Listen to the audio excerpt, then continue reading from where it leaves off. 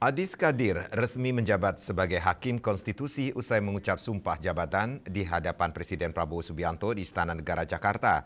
Adis sebelumnya menjabat sebagai Wakil Ketua DPR RI dan telah terlebih dahulu mengundurkan diri dari keanggotaan partai politik. Bahwa saya akan memenuhi kewajiban Hakim Konstitusi dengan sebaik-baiknya dan seadil-adilnya. Adis Kadir resmi menduduki jabatan Hakim Mahkamah Konstitusi usai mengucap sumpah jabatan di hadapan Presiden Prabowo Subianto pada Kamis 5 Februari di Istana Kepresidenan Jakarta.